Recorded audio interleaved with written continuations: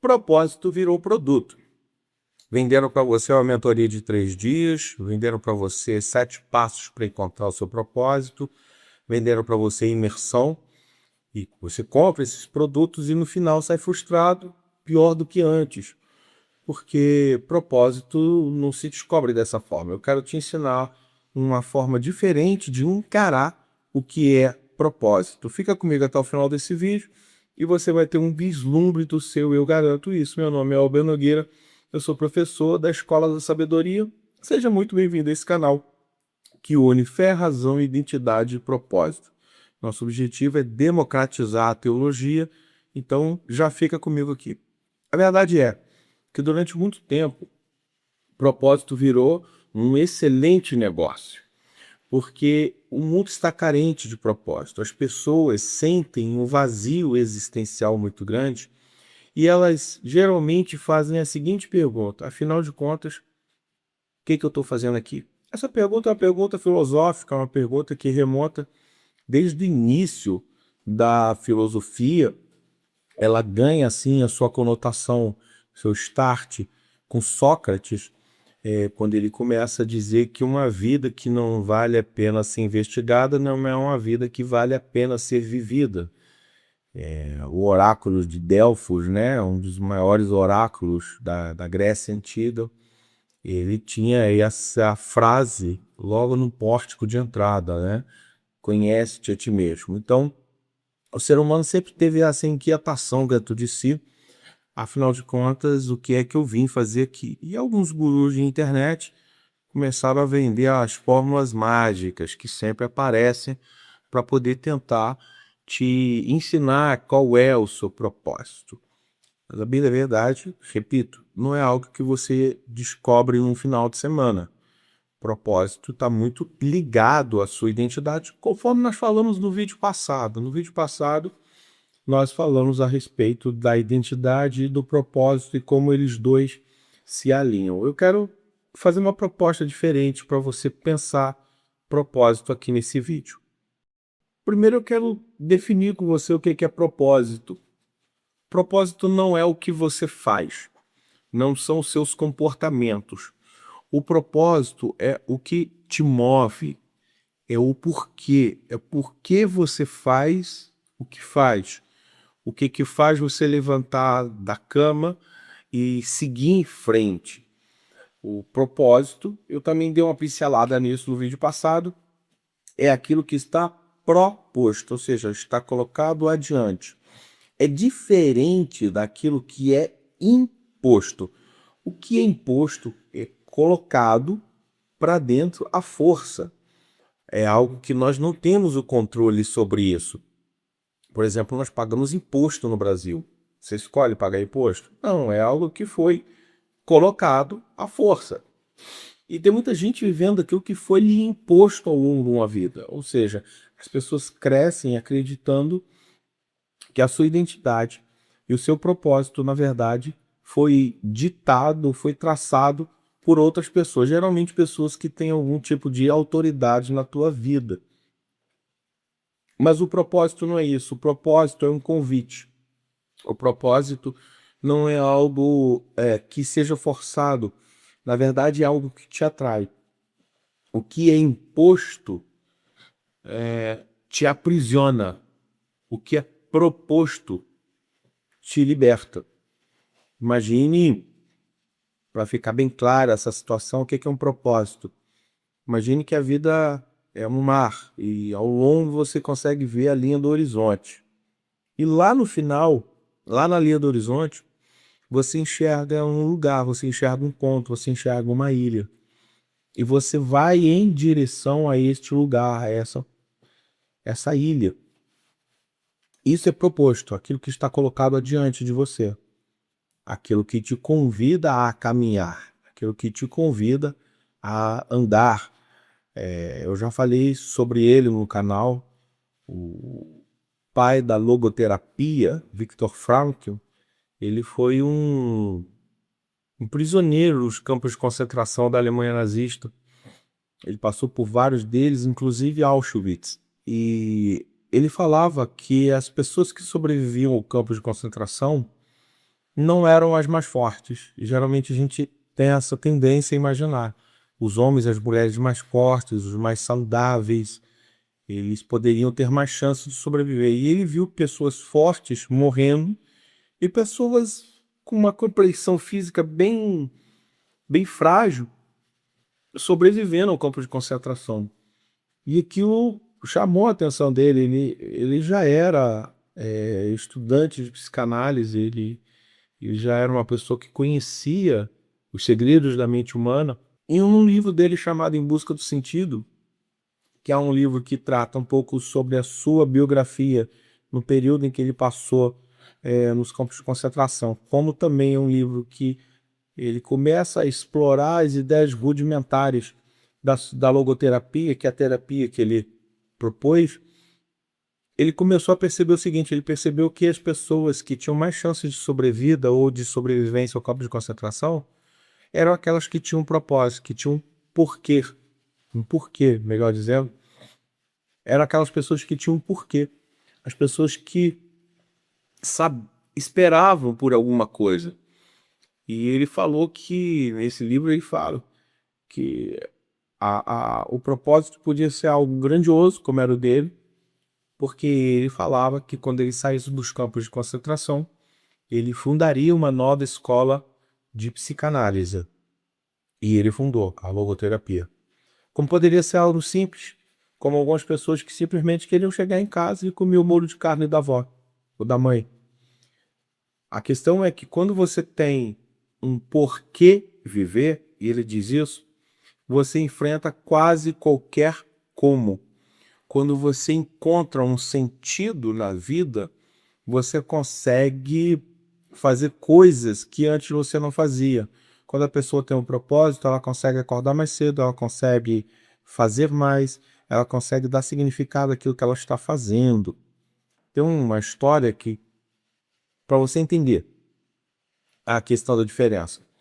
Um determinado homem, ele foi até uma construção e ele viu as pessoas ali envolvidas na construção. Ele chega para um primeiro pedreiro e pergunta assim: rapaz, o que você está fazendo aí? Aí ele falou: olha, eu estou assentando tijolo. Aí ele vai até outro que está fazendo a mesma tarefa e fala para ele assim: rapaz, o que você está fazendo aí? Ele disse: eu estou ajudando a construir a parede norte dessa estrutura. Já tem uma diferença de um para o outro. Enquanto um está focado na tarefa, o outro está focado no seu lugar dentro da construção. Mas aí ele vai até o terceiro e chega o terceiro e pergunta: rapaz, o que você está fazendo? Ele disse: olha, eu estou ajudando a construir essa catedral para que todo o povo de Londres possa louvar ao Senhor. Ele encontrou um propósito. E eu te pergunto, assim, de uma maneira muito intuitiva, né? Qual dos três você acha que estava executando melhor a tarefa? Eu também já disse isso aqui no canal. O que você faz não pode definir a sua identidade. Mas quando você encontra a sua identidade, o que você faz muito melhor. E é isso que acontece quando você encontra um propósito. As dores são diminuídas, as distâncias são diminuídas, os obstáculos são diminuídos, você consegue fazer muito mais com muito menos, porque o que te move é o chamado, é o propósito. Mas já falamos demais, vou te dar uma maneira para você começar a pensar o que é um propósito. O propósito, para mim, é uma interseção de 3 esferas. A primeira esfera é o seu dom natural, é o seu talento. Como é que eu descubro o meu dom natural? Primeira coisa, é aquilo que você faz mais facilmente do que os outros. Então você começa a perceber qual é o seu dom natural quando você tem facilidade para uma coisa que as pessoas acham difícil. Outra forma de você tentar entender o seu dom é a forma como você é reconhecido pelos outros. Geralmente as pessoas conseguem enxergar o ponto cego na gente. Por que é tão difícil a gente enxergar o nosso dom ou o nosso talento, né? Eu prefiro a palavra talento, na verdade. Por que é tão difícil da gente encontrar os nossos talentos? Porque é tão natural pra gente, tão natural, que a gente acredita que todo mundo faz assim. E é por isso que muitas vezes a gente não consegue enxergar esse talento em nós. Por exemplo, Pessoa que tem uma facilidade de ler. Não são todos que têm facilidade de ler. Algumas pessoas têm dificuldade, inclusive, na alfabetização, enquanto outras conseguem ler antes mesmo de serem alfabetizadas. Eu estou dando assim um exemplo. Um outro exemplo, ouvido musical. Tem pessoas que aprendem a tocar de ouvido.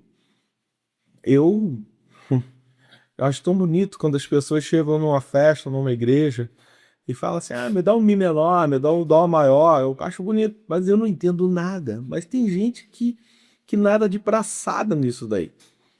Um outro dom, se você tem aptidão física, por exemplo, isso é um dom que você tem, um talento.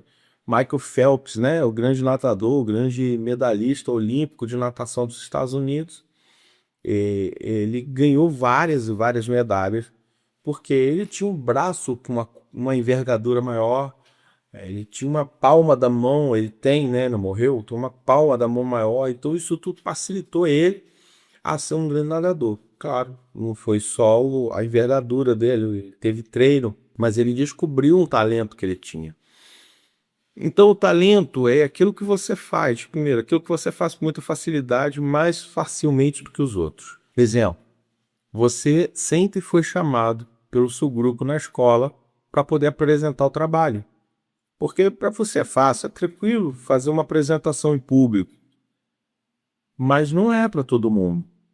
Não é. Você tem uma capacidade de organizar ambientes. Não é normal para todo mundo. Você tem uma gustação maior. Você consegue perceber nuances dos temperos da comida. Isso tudo são talentos. Então, vamos deixar aqui uma coisa bem prática. Vou deixar um exercício para você. Procura listar aí pelo menos 5 talentos que você tenha. Tá? Procura ser o mais transparente consigo mesmo. Tem dúvida? Pergunta pessoas do lado. Poxa, eu tô achando que eu tenho esse talento, não sei se eu tenho. O que você acha? Pergunta aí para 5 pessoas, faz uma listinha de 5 talentos que você tem. Mas essa é só a primeira esfera. A segunda esfera é qual dor que te move? Como assim? Você enxerga alguma coisa no mundo que você quer consertar? Vou dar um exemplo. Teve uma vez, aliás, é um exemplo que eu coloco em alguns treinamentos que eu faço para liderança. Enfim, eu vou abrir aqui. É algo que é ouro, mas eu vou abrir. Eu geralmente, quando faço treinamento em inglês para liderança, eu faço a seguinte provocação. Eu falo assim, qual problema você enxerga na igreja? É fácil, as pessoas elas vêm com calhamaço de problema. A igreja falta isso, a igreja falta aquilo, a igreja falta aquilo, outro aqui. E começa a falar que falta um monte de coisa na igreja. E aí eu falo, então cada um tem assim o seu papel para escrever. Aí eu falo com eles assim, vamos ler os papéis? Aí um fala, aqui na igreja falta recepção, por exemplo. Aqui na igreja o culto não começa na hora. Aqui na igreja falta um departamento de mulheres. Aí eu faço a seguinte pergunta, vocês começaram a perceber que cada um de vocês viu um problema na igreja? Se o problema fosse realmente real, todos vocês veriam a mesma coisa. Mas como cada um de vocês viu algo, essa é uma visão que Deus te deu daquilo que você precisa consertar. Vai lá e faz. A pessoa fica daquele jeito, né? Você que enxergou o problema, você vai lá e vai resolver esse problema. Primeira vez que eu fiz esse treinamento, essa provocação, uma pessoa chegou para mim, ela deve até me assistir aí. Ela chegou, aqui não é, na igreja falta um departamento feminino. Falei, vai lá e faz. O departamento feminino hoje tem mais de, não sei, 15 anos talvez, que esteja em funcionamento. Ela abriu e tá lá funcionando até hoje. Então qual é a dor do mundo que você vê? De repente é uma coisa que você não consegue deixar passar. É alguma coisa que te incomoda. Por exemplo, quem são os melhores juízes? São aqueles que não conseguem ver injustiça no mundo. Quem são os melhores promotores? São aqueles que acreditam que a lei deve ser cumprida. Quem são os melhores advogados? São aqueles que também lutam pela justiça, mas veem no aparato estatal uma força muito maior do que o indivíduo, que esse indivíduo merece proteção. Quem são os melhores professores? São aqueles que se indignam contra a ignorância. Quem são os maiores cozinheiros? São aqueles que acreditam que a boa comida deve ser experimentada, não importa qual é a dor do mundo que você enxerga. Então, eu deixei você com exercício. Faça aí 5 talentos naturais que você tem. Agora, eu vou pedir que você escreva só 3. Não precisa ser mais do que isso, não. 3 dores do mundo. Três dores que fazem você querer consertar o mundo. Se você tivesse que consertar o mundo, como é que você consertaria o mundo? Tá? Eu falei que eram 3 esferas, então, os talentos que você tem, as dores que você enxerga no mundo, e a terceira, o que o mundo precisa? Quais são as necessidades reais do mundo? Porque dentro desse exercício que eu fiz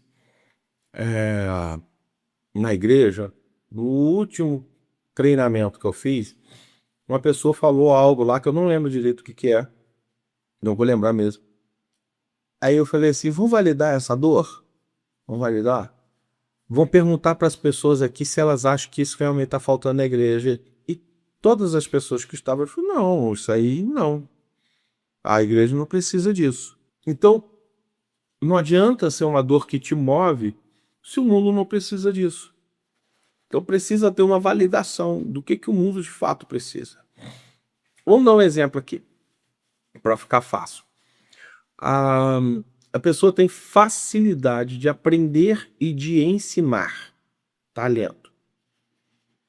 A pessoa tem raiva da ignorância do mundo. Dor. O mundo precisa de educação. Aqui você tem 3 elementos que se unem e formam um propósito. Qual é o propósito dessa pessoa? Ensinar. Isso tem a ver com a identidade dela.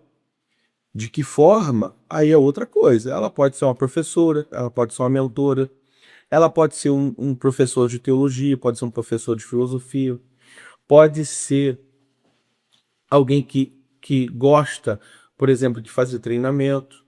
Tudo isso são dores, que são propósitos. Vamos imaginar uma outra cena. Alguém tem facilidade de escrever, expressar suas ideias através da escrita. Essa mesma pessoa percebe no mundo uma incapacidade de produzir riqueza. Mexe com ela o fato das pessoas não alcançarem todo o seu potencial. O mundo precisa de mais empreendedores. Pronto, essa pessoa pode ser uma escritora, por exemplo, de livros de empreendedorismo. Não interessa. Propósito individual. Cada pessoa vai cumprir o seu propósito de maneira individualíssima. O que move cientistas? O que move uma pessoa a passar horas e horas e horas e semanas e meses e anos estudando uma hipótese que poucas delas são validadas no ramo científico? O que leva uma pessoa a fazer isso? O que leva uma pessoa a se tornar um inventor de foguetes? O que leva uma pessoa a arriscar tudo para abrir um negócio? O que leva uma pessoa a sacrificar a vida pessoal dela para que ela possa servir no ministério pastoral, no ministério eclesiástico? Esse é o propósito. A pessoa tem um talento, ela tem algo que move ela. Vou dar um exemplo do meu avô. Meu avô tinha uma facilidade de congregar pessoas perto dele. Ele era um líder nato. Havia uma liderança magnética ali. Ponto 1. Ponto 2. Ele não gostava de maneira nenhuma em pensar que almas ou que pessoas ao lado dele pudessem ir para o inferno. Ponto 3. O mundo precisa de salvação. Naturalmente, ele se tornou o maior evangelista da região onde nós estamos aqui. Passou facilmente da abertura de mais de 300 congregações, assim, facilmente. Entre congregações, contra o trabalho e igreja, tem igrejas implantadas por ele há 50 anos atrás que estão em funcionamento até hoje. Então, ele encontrou o propósito dele. Tem um pastor evangelista, alguém que leva a palavra. Qual é o seu? E aí, eu vou pedir para que você valide a dor que você sente com o que o mundo precisa. enxerga essa dor e vê se o mundo realmente precisa disso. Então, o propósito não é algo que você procura, é algo que você refina, é algo que você descobre, é assim como identidade. Quando você descobre a sua identidade, você descobre o seu propósito. Quando você descobre o seu propósito, você descobre a sua identidade. Os dois são ligados um ao outro, porque identidade é o que você é. Propósito é o que você faz com isso que você é. Aonde isso que você é vai te levar. Qual é o convite que a sua identidade faz para que você se mova? O propósito tem a ver com movimento. E a fé é importantíssima nisso, porque a fé é o refinador natural do propósito. A fé é aquilo que vai fazer com que você ande dentro daquilo que está proposto. Dentro daquilo que está proposto. Então o propósito já está em você.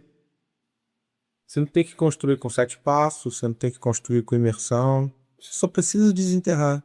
Esses 3 passos simples vão te ajudar muito a entender o seu propósito.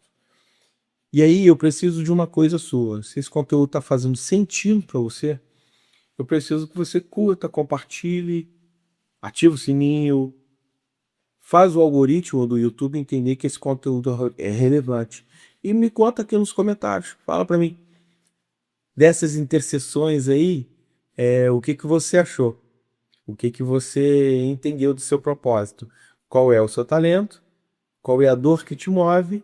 E qual é a necessidade do mundo que te rodeia? Te vejo na próxima.